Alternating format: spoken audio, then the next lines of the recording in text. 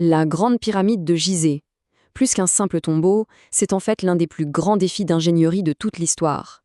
Pendant des milliers d'années, elle a jalousement gardé ses secrets. Mais aujourd'hui, en mêlant archéologie et technologie moderne, on va essayer de reconstituer ce puzzle monumental. Et pour vraiment comprendre l'exploit, il faut d'abord saisir l'échelle. Alors, pour commencer, parlons de l'échelle.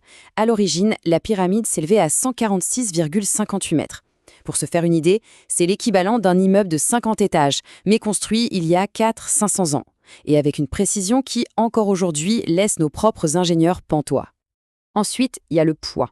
On parle de près de 5 millions de tonnes de pierre. C'est une masse absolument colossale qui a dû être extraite, transportée et assemblée grâce à une organisation logistique tout simplement phénoménale.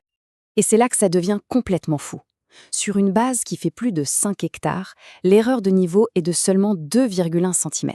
Une précision pareille sur une surface aussi grande, c'est stupéfiant, même avec nos outils laser modernes. Ça témoigne d'une maîtrise de la géométrie et de l'astronomie qui était juste exceptionnelle.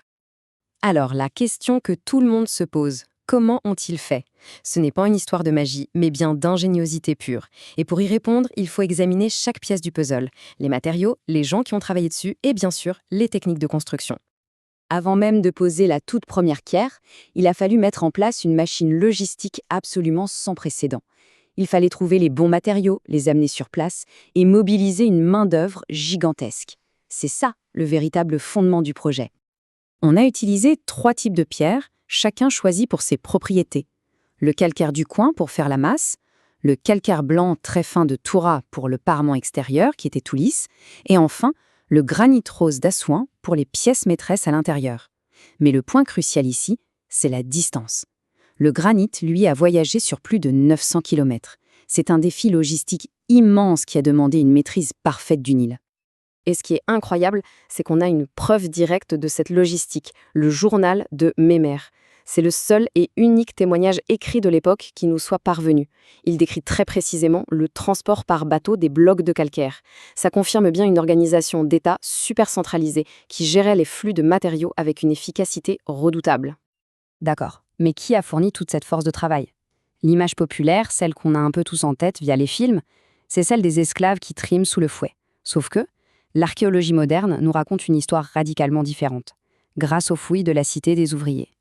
Loin, très loin d'être des esclaves, ces bâtisseurs étaient en fait des professionnels, et des professionnels respectés. Ils vivaient dans une ville construite pour eux, avec boulangerie, médecins. L'analyse de leur squelette montre même qu'ils mangeaient de la viande et qu'on soignait leurs fractures.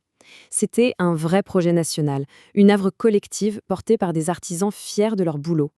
Bon, on a les matériaux, on a la main-d'œuvre, mais la question centrale reste entière. Comment fait-on pour élever des millions de blocs, dont certains pèsent le poids d'un char d'assaut à plus de 140 mètres de haut? C'est ça, le grand mystère des rampes. L'idée la plus simple, c'est bien sûr une longue rampe droite, logique.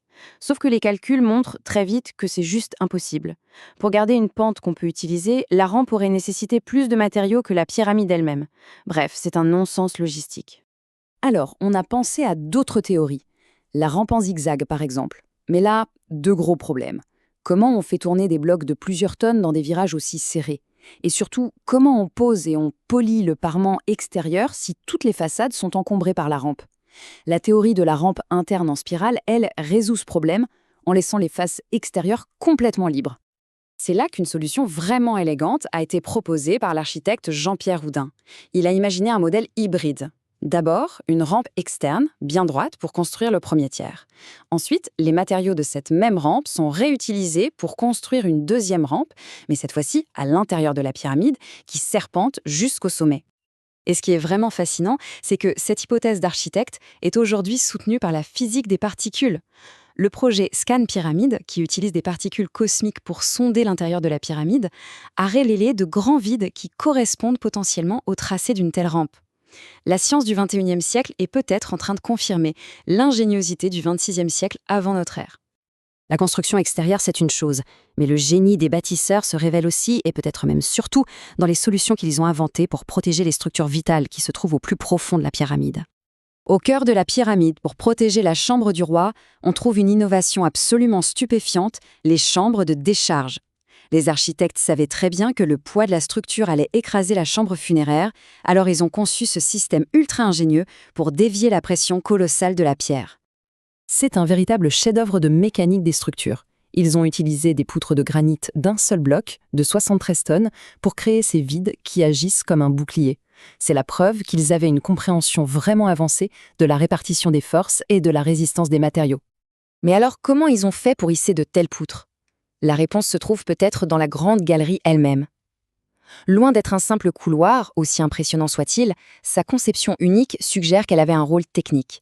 C'était probablement une immense machine interne qui utilisait un système de contrepoids pour soulever les blocs de granit les plus massifs.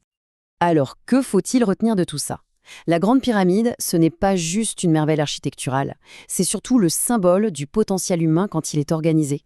Le succès de ce projet repose avant tout sur une logistique sans faille. La maîtrise du fleuve, la création de ports, de canaux, tout ça a permis de transformer un défi de transport colossal en une opération planifiée et super efficace. C'est une vraie leçon de gestion de projet à très grande échelle. Et il est vraiment essentiel de se souvenir que ce monument a été érigé par des hommes et des femmes libres, des artisans qualifiés et des travailleurs saisonniers. Ils participaient à une œuvre qui définissait leur nation et leur époque. C'était un projet qui a fédéré tout un pays. En fin de compte, la vérité, celle qui est basée sur des preuves archéologiques et scientifiques, est bien plus impressionnante que toutes les théories un peu folles. La Grande Pyramide, c'est le témoignage ultime d'une civilisation capable d'une planification, d'une organisation et d'une exécution technique tout simplement extraordinaire. Chaque nouvelle découverte, comme ces fameux vides révélés par les millions, soulève en fait de nouvelles questions. Alors que notre technologie nous permet enfin de sonder la pierre, une chose est sûre, la Grande Pyramide est un livre dont on commence à peine à tourner les pages. Son plus grand secret n'est peut-être pas de savoir comment elle a été construite, mais plutôt tout ce qu'elle nous cache encore.